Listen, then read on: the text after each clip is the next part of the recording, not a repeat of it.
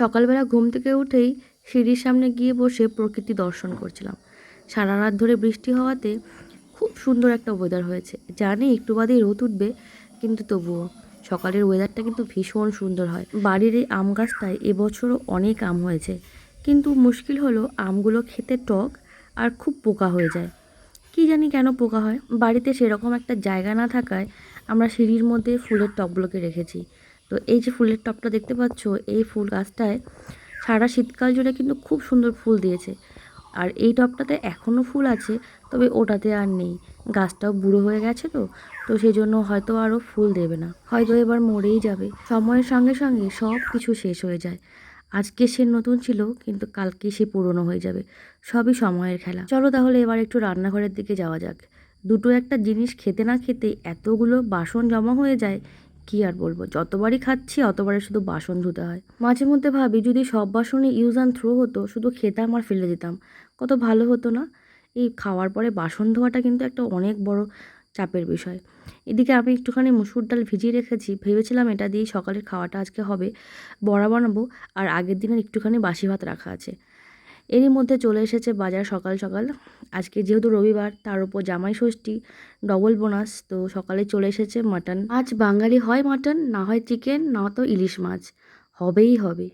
তার সঙ্গে আরও কয়েকটা সবজিও আছে, ডাঁটা আছে, এখানে আছে পুঁই শাক, আরও কিছু আছে ভেতরে মনে হচ্ছে, ও পটলও আছে, করলাও আছে।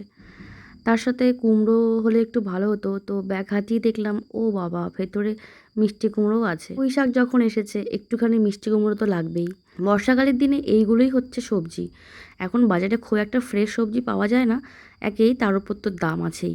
মাটনের সঙ্গে দেখলাম অনেকটা পরিমাণে চর্বিও আছে, তো পুরোটা তরকারিতে দেবো না ভাবলাম, তাই কয়েকটা তুলে নিয়ে একটু বেসন মাখিয়ে বড়া ভেজে নিচ্ছি। সকালের এক ধাপ খাওয়া দাওয়া শেষ করে এবার সেকেন্ড ধাপের প্রিপারেশন শুরু। মাটনটাকে ভালো করে ধুয়ে নিয়েছি। তারপর একটা গামলার মধ্যে এবার সমস্ত মশলা দিয়ে আগে একটুখানি ম্যারিনেশন করে রাখবো।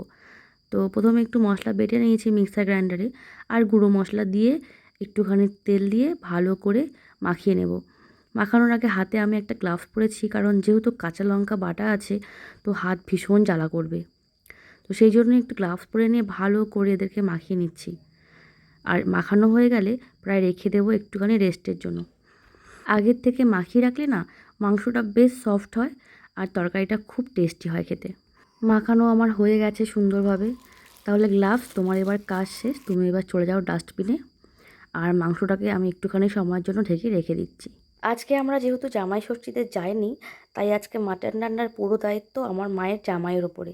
জামাই ষষ্ঠীর স্পেশাল মাটন সে নিজেই রান্না করবে। একদিকে চলছে গান, আর একদিকে চলছে রান্নাবান্না। বেশ ভালোই রান্নাবান্না করে। আমি সমস্ত কিছু গুছিয়ে দিয়েছি। এর আগেও একবার রান্না করেছিল, তখন খুব টেস্ট হয়েছিল। রান্না করতে করতে যখনই কষানো প্রায় হয়ে গেছে, আমি বাটি হাতে পৌঁছে গেছি একটা কষানো মাংস খাওয়ার জন্য। অবশ্য খাওয়ার পেছনে আর একটা কারণও আছে। আমায় টেস্ট করে বলতে হবে যে লবণটা ঠিকঠাক মতো আছে কি না। টেস্ট করার পরে আমি আমার কমেন্ট দিয়ে দিলাম যে আর একটুখানি লবণ দরকার আছে, লবণ একটুখানি কম হয়েছে। হঠাৎ করে দেখছি বাইরে এসে আকাশটায় কী মেঘ করেছে, মনে হচ্ছে এক্ষুনি প্রচুর বৃষ্টি হবে।